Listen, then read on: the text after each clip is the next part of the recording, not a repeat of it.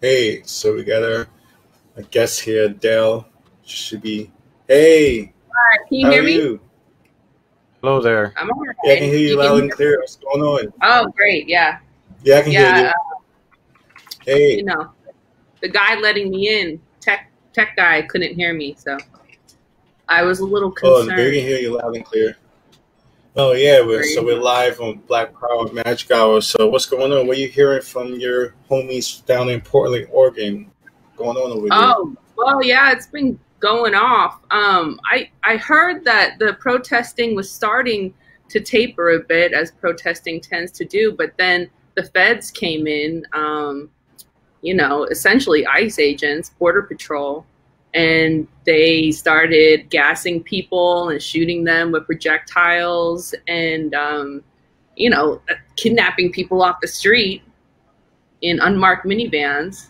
So that's been pretty wild. I've only been reading about it because I live in New York, but I know a lot of people, some people who have been protesting for most of the 54 nights that the city's been in continual protest since George Floyd was killed. So it's interesting. The whole time reminds me of Occupy Wall Street a bit, Messiah, which is Yeah, where I met yeah, you. yeah, yeah, yeah. So I actually have a clip for you, a clip from to give context to the audience and also to your work. Just so you can play the clip from your documentary, "The State of Oregon," from Field of Vision. So just you Hmm. can drop that clip real quick. We can play it. So white, or they don't wonder about it and should. And Oregon was founded as the white-only state. I mean, the Oregon Land Donation Act that gave land to settlers for the Oregon Trail was for white people only. When Oregon entered the Union as a free state in 1850, 2 years before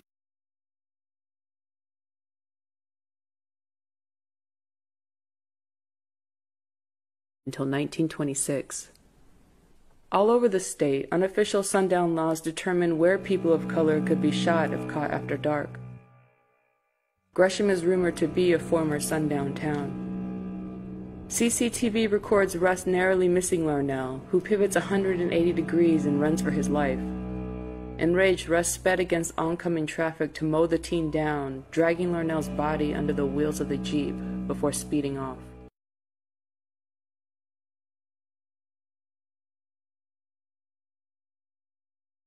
Field of Vision. They can take a look. So tell us about the documentary you made. So tell us about that clip that we just saw, Adele.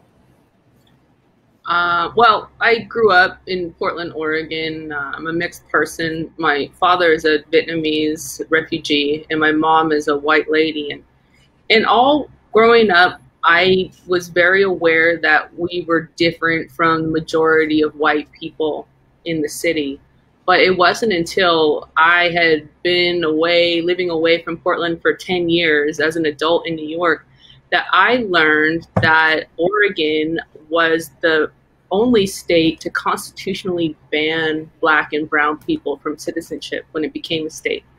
Um, so yeah, this is a key piece of information, right? I went to public school my Yes, whole life, yeah. and I never heard of these racial They exclusion tell us laws to at all. scam history all the time.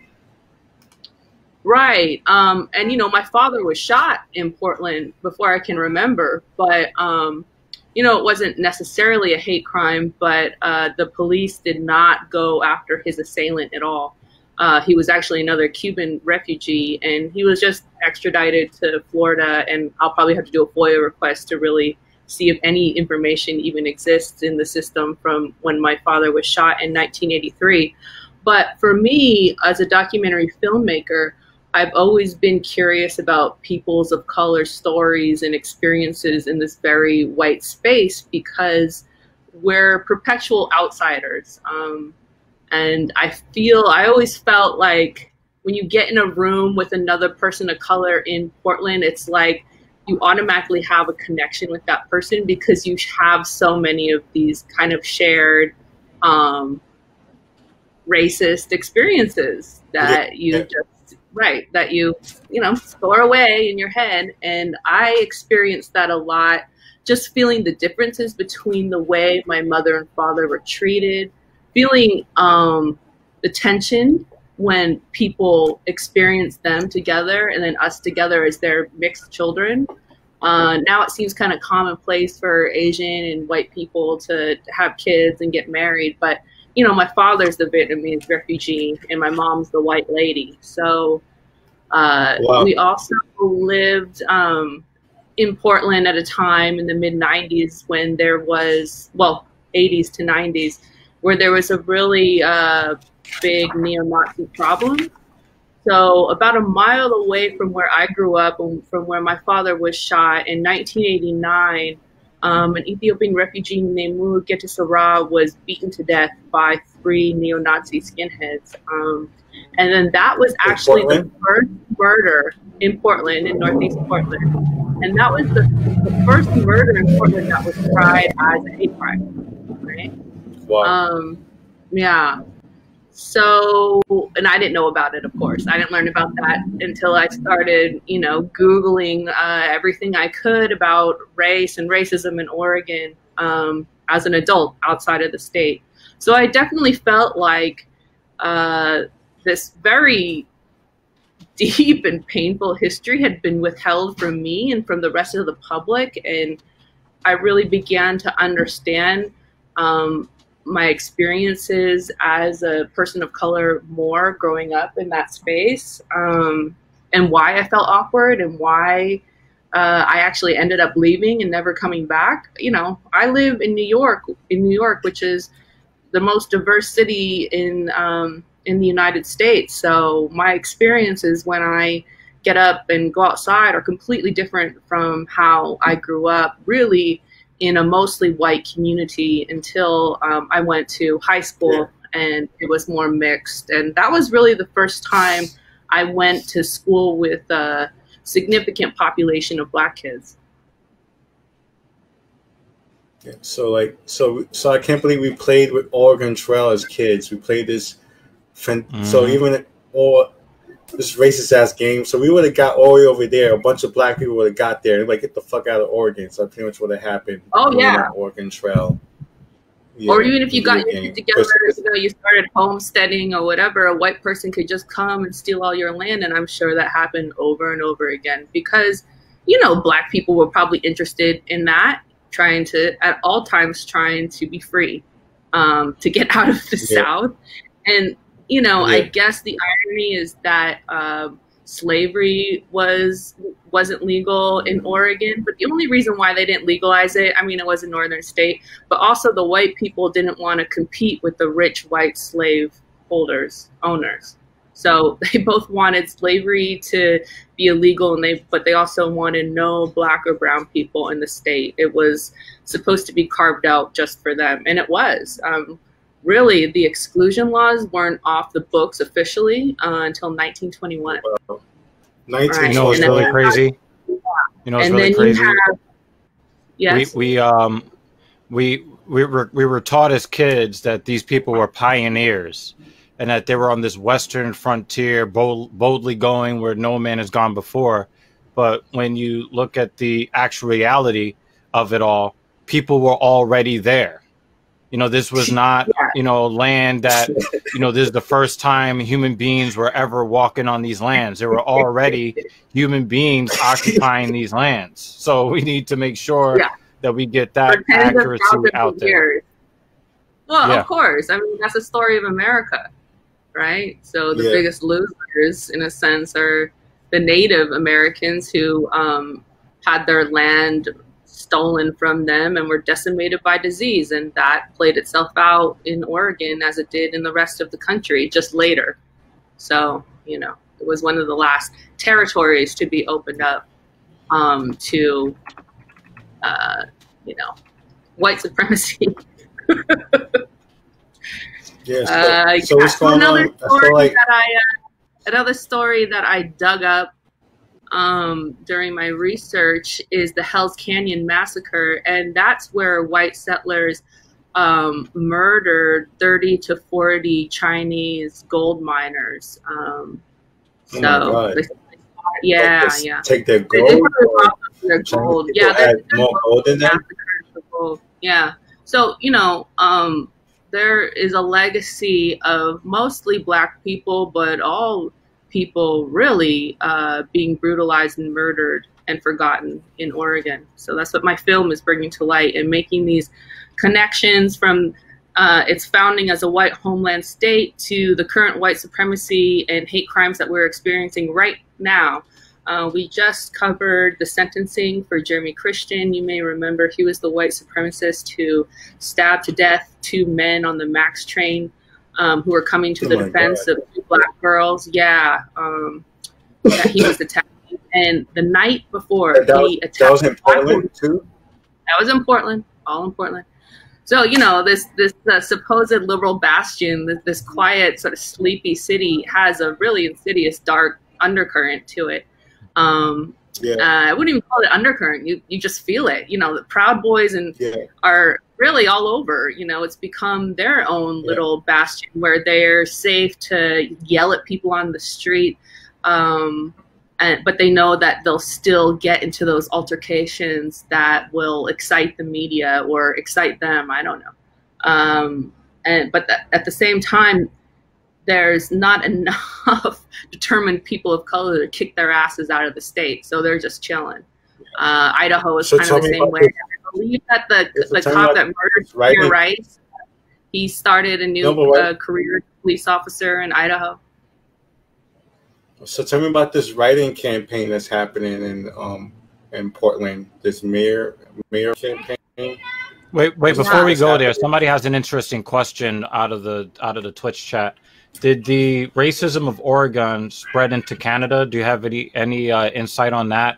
If that's just like a mindset that kind of just bled over the border, or white supremacy is a mindset that bled over. Look at the history of how white Canadians are racist. But our like hardcore racism came from California, so it bled upwards. And like Chinese massacre I was talking about, the Chinese, the gold miners, they also sojourned from California, where they faced a lot of violence and Chinatown burnings and being murdered and chased out. And then the same thing, the further they traveled up north to mine for gold. So just politically too, the reason we took we took our notes from California's state constitution, which didn't explicitly ban Black people, but they have their own set of sundown towns and extremely racist history. Oh yeah, sundown towns, like I said, scary ass towns that turn into suburbs. Run from that town. Run from the sundown town. Exactly. You got to get out of there before the sun comes down, because if you're caught after dark, you could be murdered with impunity and that person never charged, you know. I mean, my father was shot in the middle of the day, but I still, when I hear sundown towns, it just makes me think of that, you know, just how nobody cared. They left him dying in the street, and it's like the Purge every night. You know what? I mean, isn't that crazy? And even in the 90s, when I was growing up, when we had the neo-Nazis living in our neighborhood, my dad used to work the swing shift. And he told me this as an adult. When he would come home, he would sit in his car and wait for 10 minutes just to make sure there was nobody around who would ambush him. So, you know, that's pretty wild. And those are the things that your parents try to hide from you when you're growing up, but you feel it, you know, like my mom telling me to go to the store but not walk on the same side of the street as the neo-Nazi house. It's wild, but it was just kind of a part of growing up at that time. And I feel like people felt like the neo-Nazis sort of disappeared in the 90s, but really all the white supremacist gangs went right into the prison system, you know. So all of these young people incarcerated, shipped out of state, shipped back in. So now they have a huge white supremacist gang problem in Oregon's penitentiary system, which is majority white, unlike most places. Yeah, so I wanted to... So Larnell Bruce, right? Yeah. So how I got involved in the State of Oregon project is Sean King put this story on blast where this black teenager was lynched by two white supremacists who chased him and then intentionally ran him over in their Jeep. And this was during Trump's campaign during the 2016 election. And like a lot of people, I just felt the sense that white supremacy, the alt-right, was on the rise. And this murder of Larnell Bruce Jr., a 19-year-old teenager, black, outside of Portland, was on the same street that I grew up on, just further up in the numbers. So he was murdered on the border of Portland and Gresham. And historically, it's thought that Gresham is a former sundown town. So wow. With gentrification, you have black people, low-income people getting pushed out into these suburbs where they were never wanted. People moved there to get away from them because they're racist. So now you have this mix of people. You have gangs, you have drugs, you have all these institutional problems mixed up in there, and it's actually very violent. So, people think of Portland as a very easygoing, kind of benign, white liberal place, and it's just seething with all of these social, public health issues, public safety issues, problems. So it's not just hipsters. There's not just hipsters there with no. flannel shirts and sipping coffee on the sidewalk. They're loving life. I mean, for some people, it's a great place to live. Although the cost of living is just through the roof now because of the gentrification. So there's definitely. So what's happening with this May election that's happening in November? Exists, but like people of color also exist there in the mix. So, but when I'm talking about the May election, this writing election that's happening that you talked about, this writing campaign that's happening in Portland. What's so important about that people should know about? So one of my main characters is named Teresa Rayford, and she's an activist and organizer who started an organization called Don't Shoot Portland around the time that Mike Brown was murdered in Ferguson. And Messiah, we've been around a lot of activists. We've been around some movements, and out of the whole Occupy thing, like I just really kind of lost my faith in activism, and that it will ever work or that I will ever be an effective organizer.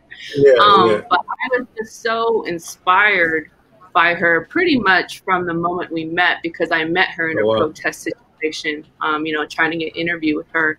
So, I've been writing with Teresa all these years. I just see that, she's the real deal. There's no, I don't want to say there's no ego in her activism, but it's really not about her. It's completely about the people who she's trying to help.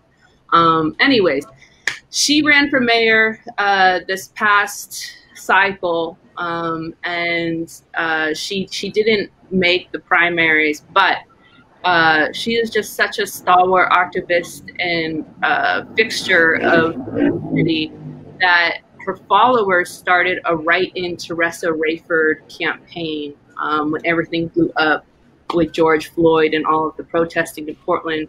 Because the truth of the matter is, like, she's been living this and breathing this activism and speaking truth to power and getting involved in the political system for the past 10 years. So it's really inspiring to see, once again, a grassroots campaign taking off, by this group of people that is so inspired by their leader that they're pushing her to keep running in this writing campaign for mayor of Portland. And that sure will be an exciting election because, not only will we be voting in the next mayor of Portland, but we'll be seeing if Trump is going to be voted the fuck out of the White House or not. Yeah, that'd be great. I mean, like, Jesse plays this clip that we all can watch about this Portland News interview. Jesse could play it. So pretty much talking about the writing campaign that's happening.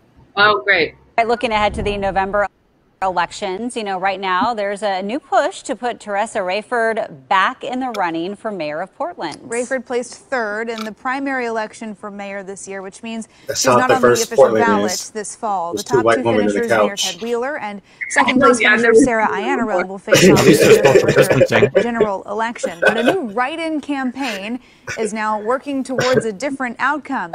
Teresa Rayford joins us live this morning to talk about the new support and how it's being received in this current climate. It's great that you got on this show. So good morning. How are you? Very good. So good to talk with you. I want to ask your reactions to this new write-in campaign.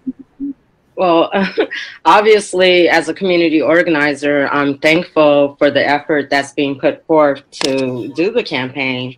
And in the current climate, I understand why it's so essential and necessary for people to have leaders that they can count on, that they can get information from, and that they can trust. And so I'm just honored that community is doing something that I literally don't have the bandwidth to handle right now with the work that we're doing. So that's like her getting media coverage for the writing campaign. So no, it was man. up, it was blowing up like that. So yeah. Mm-hmm. Yeah, I mean, she was out in the streets hardcore for years, from around the time Ferguson uprisings to now, very recently. So she's, I don't want to say paid your dues. It's bigger than that. She's laid the groundwork for real political change in the city. You know, timing is just a motherfucker. Like, I don't know if the George Floyd uprisings happened before the primary, if she would have pulled higher. You know, we just got to get these motherfuckers out to vote. Like, everybody wants her to be mayor. It's one thing to want something and to actually go vote. And Oregon has mail-in voting. It couldn't be any easier than that. I mean, my parents don't vote. Granted, they have a lot of issues going on right now, but it's fucking annoying. Like, I don't know what to say about that, you know? Yeah, so at the local level, you know. But now everybody is clearly organized in Portland, mobilizing every night. What's it been, like 55 days of continuous protest? So let's just get everybody registered. And how amazing will that be when a write-in campaign elects Portland's first Black mayor? I mean, it'll be easy to do that. Her roots go back like 5 generations. That history of Black. It'll be easier to vote her in if we could find a way to pay the ransom for all those people that were kidnapped by the government. I don't even know where they are. But what Teresa did that's so fascinating is we don't know where they are. Don't Shoot Portland sued the city of Portland and the Portland Police Bureau for gassing its own citizens, and they were able to get a federal judge to put a temporary restraining order on the gassings, and they continue to do it anyways. And the feds says 1,000 protesters came out last night. Right, but she's, you know, like, you have to have a plan when you're a leader. People always you want Portland protesters always going all the lawyers, ACLU, all of them. What? It's crazy. What were you saying? What were you saying about those people that were kidnapped? Them still not having been accounted for? I think some of well, it's hard if you don't even know who they are to begin with. I know some of them were kept in the van and questioned and then dropped off in a different location. I just don't have all the data. But a lot of the people who have been kidnapped are documenting what happened to them, and they are going to be filing lawsuits through Don't Shoot Portland and the ACLU. So it's important if you were kidnapped or assaulted by police or federal officers that you document what happened to you, and you get together with a lawyer through Don't Shoot Portland or the ACLU, and, you know, we get this class action lawsuit together. You know, sue them in federal court. Absolutely, because like this, I think the only time I've ever heard of a concept like this is in a spy movie, or some sort of novel, some thriller novel or something. I never thought that I'd ever see anything like this in my lifetime. Really happening in my country. Occupy. I worked on the drone. No, I worked on the drone strike. Huh? No, I said I worked on the drone strike documentary one time. Real quick. I mean, I seem to remember federal presence around that time. Yeah, but them just snatching people off the street, like disappearing them, like I didn't hear anything about that. Like this is absolutely unprecedented. Marshals, or like, yeah. I mean, they do this. That's what I'm saying. The drone strike documentary I worked on, we had a subject that was on the documentary, and he was supposed to go to the European Union to testify about surviving the drone strike. And I remember it because it happened on Valentine's Day, the reporting of the news. And he pretty much got kidnapped by like fake police officers in Pakistan. Like they kidnapped him, hung him upside down, and beat him in his feet. It was kind of like they didn't really know what agency took him away or questioned him. We're still not sure who it was. Probably was people hired by the U.S. government.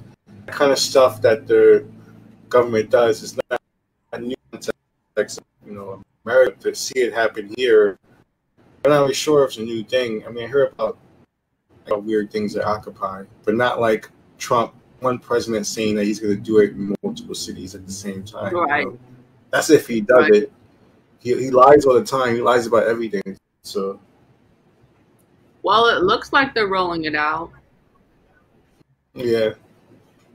So those are all on Facebook the other day. What cities was it? It was like Philadelphia, Oakland. I don't know. There were quite a few articles I was reading about federal presence in these cities that are going off. But in Portland, it galvanized the people even more because what I heard was the shit was dying down. And then the feds came to town and started doing all that stuff. And it really fired people up, you know, the moms on the front lines, this sort of shit. And it's undeniable that a majority of those protesters are white. And another offensive element from the very beginning is there wasn't the belief that white people could care enough about Black lives to be legitimate. They just must want to, you know, have a riot party. And what these young people are saying is like, no, you know. Waffles is reminding Messiah that his Mac is probably overheating again. They're ready to go off. Computer. What? Yeah, Messiah, your laptop might be overheating again. Might have to raise it. Kameshwari Kate in the YouTube chat says the Convo Couch YouTube channel has been covering nighttime action in Portland starting at 10 p.m. Pacific time, so that would be 1 a.m. Eastern time for those that are affected by the time zone. So definitely go check that out. Thank you for that, Kameshwari Kate. All the different angles from all the different live. I don't know. I was watching this thing the other day on Facebook Live. It was just like 10 or 15 different angles of people live or something on their body. Yeah, it was pretty cool. Yeah. So we're getting these Occupy vibes, and like I want. Oh yeah, man. Listen, I want to show Jesse. They're like cooking ribs for like. There's this thing called riot ribs in Portland where they're just like, you know, you have to make the revolution visible. Yeah, you have to like feed the people. Yeah. So they have the moms going on Costco runs. They're coming back and getting gassed apparently. So definite Occupy vibe. That's needs to drop this video because, like, this is Occupy going wrong. I went something we can laugh at, just to laugh at. This is like a stupid viral news that happened, but it's like pretty much Donald Trump went and leave the White House. Is pretty much what it will look like. All right, you want to live in a beautiful home, but how about this? No rent, no mortgage. Well, no problem. That seems to be the case for a Mount Juliet man living in a $500,000 home without paying a dime. So how can someone get away with being a squatter? News Channel 5 investigative reporter Ben Hall went to find out. We want to talk to you about why you're in this house. I want to talk to you about getting out of here. How's that? Get that on my Don't touch the camera. We didn't want to talk about why he's been squatting in this Mount Juliet home for more than 2 years. The bank You don't have says, I don't give a bank says you don't have a right to You know what I got to say? When did you move in? Don't matter. None of your business. Our investigation found that Piskey moved into the home he just more finished than beating 2 his wife years in ago, that shirt. despite having no legal claim to the property. The banks that had foreclosed on the previous owners essentially forgot about it, allowing it to sit empty for years. This video home tour shows what the luxury log cabin used to look like. Attempts to sell it fell apart because of confusion among banks after the housing crisis. It sat empty for a while before we tried to buy it. Ron and Dina Woodard fell in love with the home back in 2014 and tried to buy it at auction. I knew where all of my furniture was going to be. I mean, it was just, I just, you know, it was ours. You know, we were, and the kids were just as excited about it as we were. And their high bid was accepted. But days before they were set to close, the bank pulled the plug on the deal. There was no real explanation of why. It was just kind of like, oh, we pulled the listing. Sorry. Yeah. In late 2012, J.P. Morgan Chase foreclosed on the home, then sold it to Bank of New York Mellon as trustees for investors for a mortgage-backed security. Control over the home has since passed from Countrywide Financial to Bank of America and finally to NationStar. Meanwhile, it is sat empty. We couldn't get in touch with anybody that would claim any responsibility for the maintenance or ownership or anything else at that point. City Commissioner Ray Justice contacted more than one bank about the abandoned home, but they didn't seem to care. I got no response, zero response. It was about that time Piskey, his friends and family suddenly appeared at the house. That motherfucker sold all the copper piping that was in the house. Police were first called to the home in April of 2015 for a domestic dispute involving Piskey and his ex-wife. In September, police discovered a stolen vehicle at the property. The gentleman had no connection to the owners of the property, and that we could find. Piskey actually paid the back property taxes on the home to keep Wilson County from seizing it in 2015. We found Piskey has a history of codes violations. In 2008, he illegally moved the home to a piece of land near Hermitage, forcing Davidson County officials to condemn the home. This is just nuts. Justice says he fields weekly complaints from his constituents about the number of cars and junk being stored at the log cabin. Are you gaming the system? No, man. I'm running for Congress. NationStar Bank finally sent us a statement saying, "We greatly appreciate that you brought this to our attention," and went on to say, "We are moving quickly to evict the home of its current residents so the home can be prepared for sale." All I can do is applaud Channel 5 News. I don't care about this. Thank you for actually going an extra mile and helping us get this taken care of. But as we discovered, getting Piskey to leave may not be easy. This is not your property. The bank says you have no right to be here. As Piskey walked to his truck, we didn't realize what was about to happen. Let me see here. I'll just get my gun. Let me find it. Oh, get out of here. All right. Go, God. We're backing up. No, leave, God. We're leaving right now. Don't hit. We're leaving right now. Now, we were not hurt by all that, but police arrested Piskey and charged him with aggravated assault. He bonded out and still lives in the house. We'll keep watching to see if the bank actually gets him out of the home.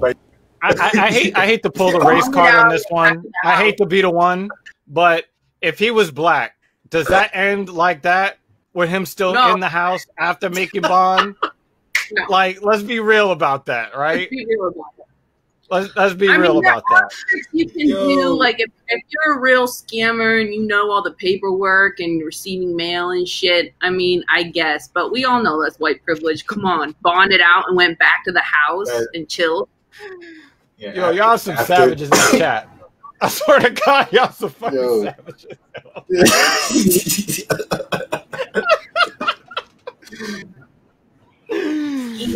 Oh my God. Is it your house?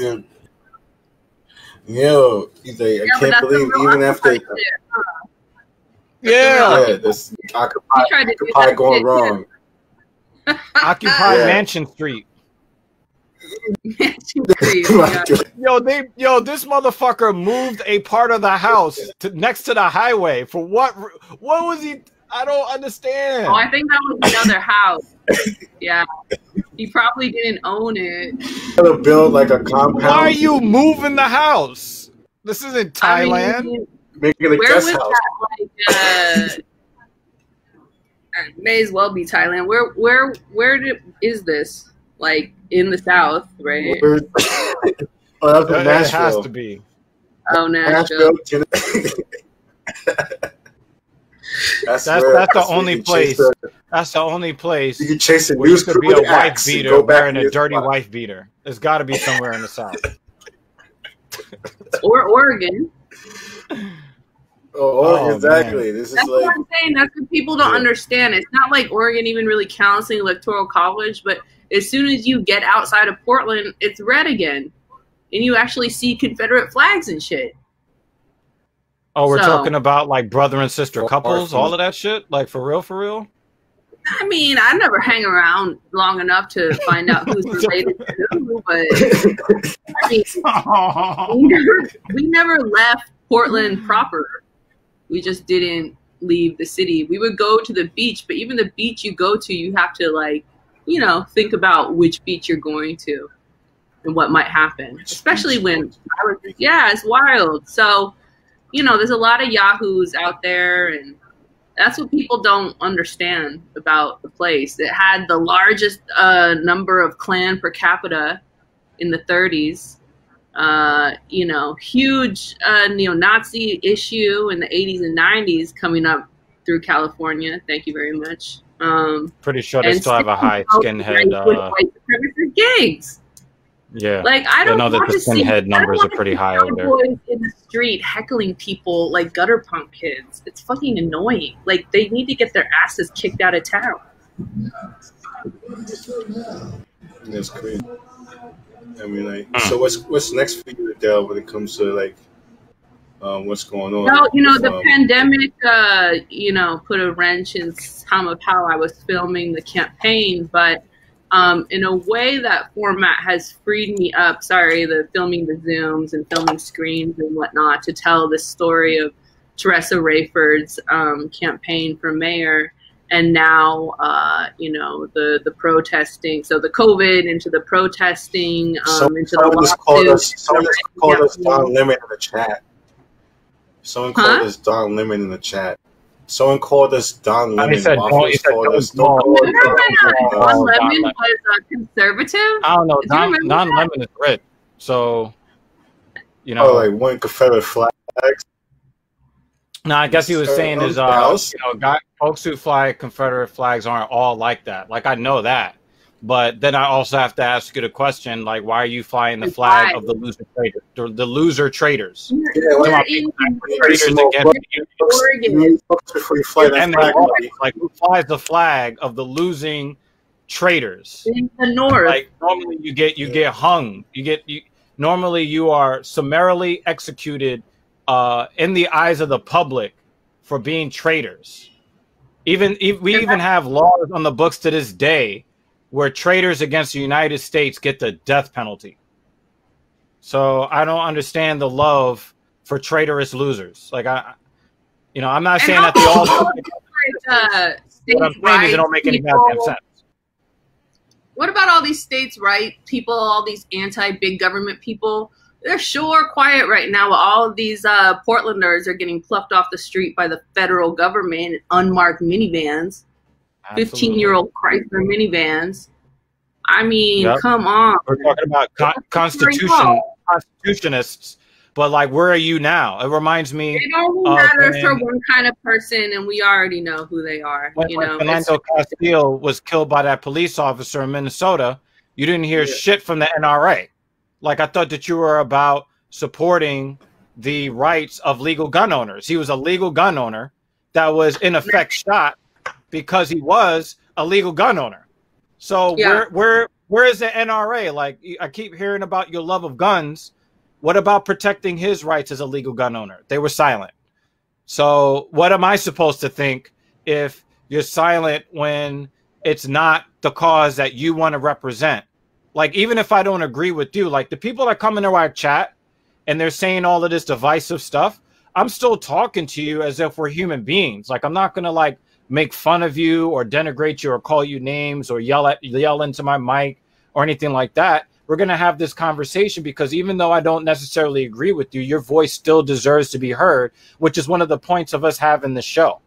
So if I am going to defend your right to say things that I don't agree with, why would you not also do the same in making sure that everyone's rights to due process is protected? Because when you don't protect their rights to due process when they're plucked off the street, then what you're saying is to the government that this beta test that they're running on us, this social beta test that they're running to see if we're going to be willing to give up our rights, and when you support their rights being given up, you're giving them the green light. You're giving them the go-ahead to continue to repeal your own rights, which a lot of you seem to be in tune with. A lot of you seem to know that the government has been peeling back our rights and infringing upon our rights. But when you see that these rights are being infringed against people that you don't agree with, all of a sudden you're silent. But what you don't understand is when you green light injustice for them, you're green lighting the same tactic to be used against you in the future. Yeah, right on, man. Logic. Yeah, but logic people, doesn't work with these people. One time I went to a Trump rally. I went to a Trump rally to film, for the state of Oregon short that you can watch. I gotta read the comment from Levon Hughie. These guys are bootlickers. Adele Pham should go on a better show. That is the best comment I've ever seen in 8 episodes of doing this show. I don't that is the funniest thing I've ever heard. I got Messiah constantly saying on the show that we should put all the police officers on a spaceship and then blast them to Mars or onto the moon. That is the funniest shit I've ever heard. Oh my god! Oh my god! I just went a fucking tirade about protecting the rights of citizens against the government, and at the same time I look up and this motherfucker's calling me a bootlicker. That's why we do this show. This is why we do this show. The Black Power Magic Hour is a bootlicking show. Fascist. Yeah, like do motherfuckers even listen at all? No, but that's what people say. God, so before we have to let you go, Adele. But thank you. Yeah, but thank you for being on the show tonight. Hopefully we can have you on again soon. Back on the show again. Yeah, it's been real, man. I would like to have some kind of a comparative conversation with you between Occupy and what's going on right now. I don't know. Is there a big I mean, are they parallel? Speak on it. We don't even need to. We don't even need to wait to Messiah, because Messiah was more involved with the activism and the Occupy-ish type of things before I was. I just sort of like wandered onto the scene. Well, yeah. I mean, I see parallels, and we saw like it's definitely parallels. But I feel like when it comes to Black Lives Matter, but you have this global pandemic, you have Trump, you have all these different elements of like people. There's no sports. I mean, it's all these social elements that allow this thing to explode. That's what I said. I said all these white kids been like sitting with their white guilt for all these months. It was just like a tinder box of white guilt ready to explode in Portland. And that's what I feel. Yeah, and there's almost a similarity. It's like what struck me the most about occupiers when we went to like the small towns. We went to North Carolina. We went to like up New York. Those when you knew shit was real. We went to the small town and like the local grocery store let the occupiers use the bathroom. And so that same thing happened with Black Lives. This new George Floyd movement. Like people were protesting in little Main Street with grandma and grandpa. That was like pretty remarkable to see that stuff. That's when it was real. That Black lives are more front and center of this movement. you know, the 99 and 1% comparison was pretty cool from Occupy. That was a good takeaway, but we were still kind of struggling to be heard as Black people and people of color and real allies, you know, and who should really represent us and what issues should filter up to the top of the agenda, you know, and when it's centered around Black Lives Matter, that's really important. And I really hope that this is some kind of social turning point, you know, the younger generation just being like, we're not fucking with it. We're not about that. And that's why you see like all these little white kids going off in Portland for Black lives and being really like honestly passionate about it. You know, I'm not there. I don't know if it's misguided at all. I'm sure, you know, there's lots of educational moments happening, but for the most part, these young kids, they don't want to live like that anymore. They don't want to live in a racist world, you know, where they're regarded as better because they're white. It's like too much to bear. Terrence J. Coleman said Portland looks lame. So in the Facebook chat, Terrence J. Coleman, who was begging us to let Adele talk when I guess he missed a lot of what Adele had to say because Adele has been on probably longer than he's been watching. But he says, Portland looks pretty lame. I mean, what have they accomplished with over 50 days of protest? The feds came in and showed them who's boss. My observation from California, and I really want to circle that last sentence. The feds came in and showed them who's boss. The Constitution says, for the people, by the people. So the feds are not the boss. The feds are supposed to be serving the people. The people are supposed to be the boss. So the protests are people letting the government know who's actually the boss. But the thing is that we don't know, that the government doesn't seem to understand that they are the cart and not the horse. They seem to want to be dragging the horse as the cart. The people are the authority in this country. And that's what these protests are about.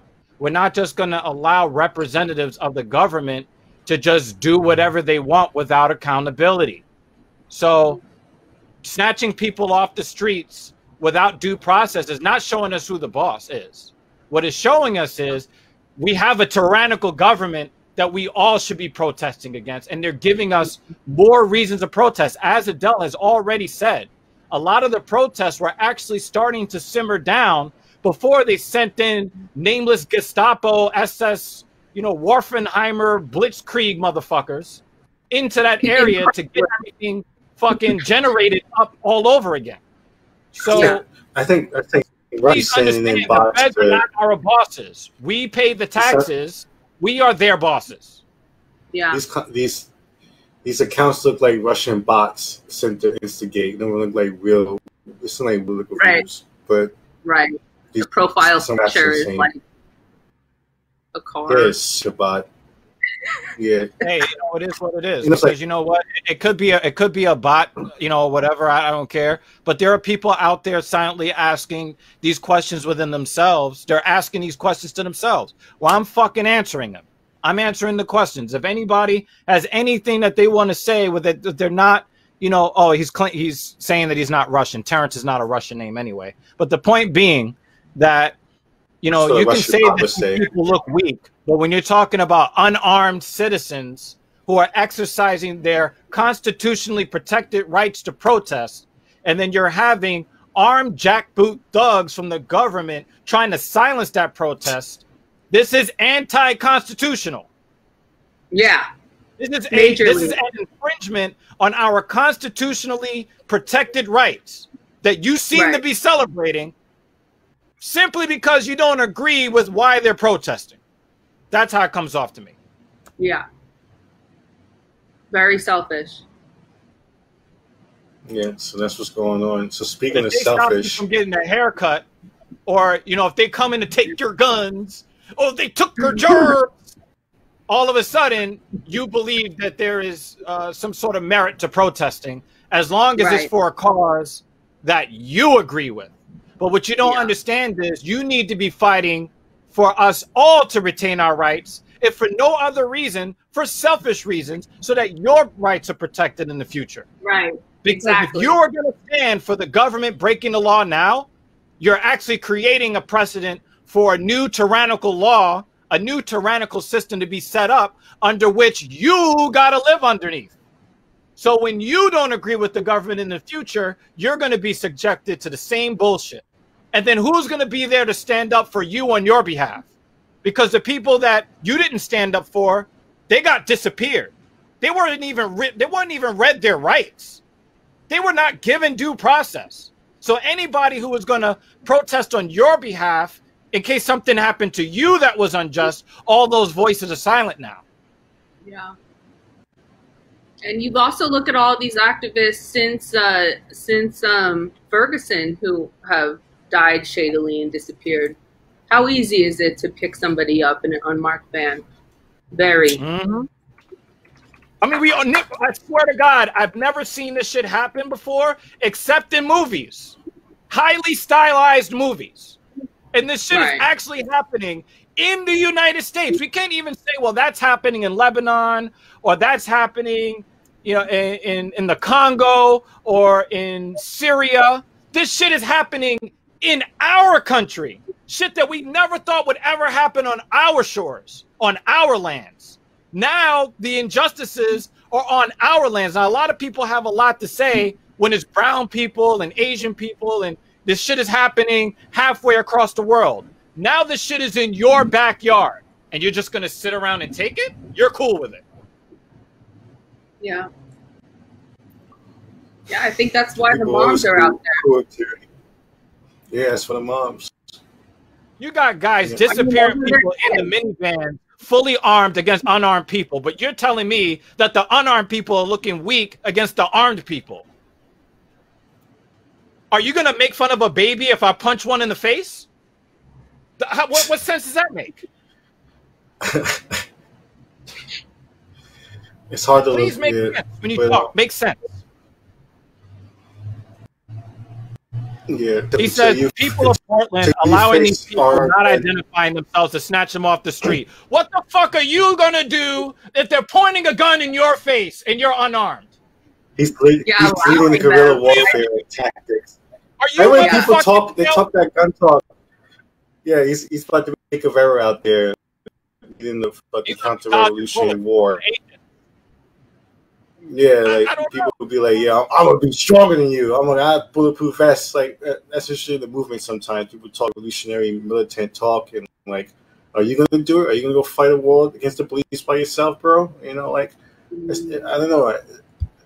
But I mean, yeah, but that's what's going on right now.